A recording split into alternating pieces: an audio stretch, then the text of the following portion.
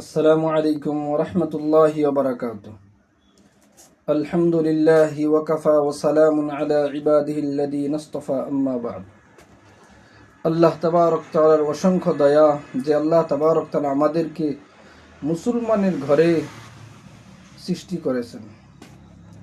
আল্লাহ তাবারক তাআলা থেকে আমরা ইসলাম ধর্ম চাই নাই, তারপরেও আল্লাহ আমাদেরকে ইসলাম ধর্মের মধ্যে সৃষ্টি করেছেন, ইসলাম ধর্ম বুঝার তৌফিক দিয়েছেন।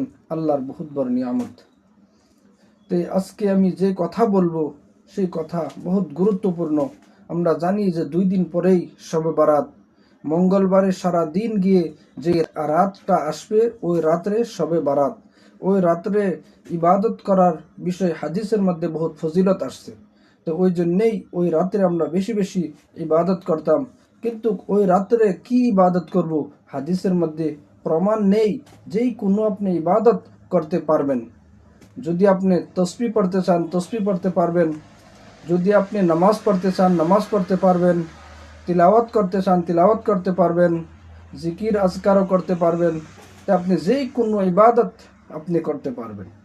তো আমাদের মধ্যে বহুত মানুষ তারা নামাজ পড়ে, যে তারা ভাবে যে নামাজ সূরা ইখলাস দিয়ে পড়তে হবে, সূরা ফাতিহা 5 বার 10 বার পড়তে হবে।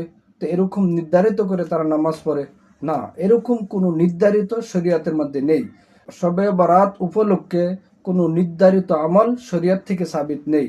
আপনি যেই কোনো ইবাদত আপনি করতে পারবেন। দ্বিতীয় দিন বেলেগ দিন আপনি যেইভাবে নফল নামাজ পড়েন, শবে বারাতের রাত্রেও আপনি ওইভাবেই নফল নামাজ পড়বেন। উদাহরণস্বরূপ নিয়ত করবেন যে আমি 2 রাকাত নফল নামাজ পড়তেছি, আল্লাহু আকবার, বাস এতটুকু যথেষ্ট হবে। তা আপনার ওইটাও বলতে হবে না যে আমি শবে বারাতের নামাজ পড়তেছি, এরকম বলাও আপনার জরুরি হবে না।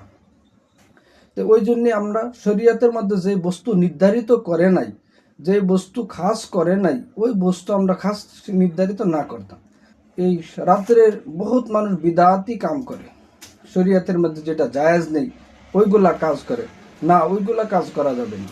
ওইগুলা কাজ করলে তো আপনার গুনাহ হবে। আপনার ইবাদত শুধু আল্লাহর জন্য করতে হবে এবং আল্লাহকে রাজি করার জন্য করতে হবে।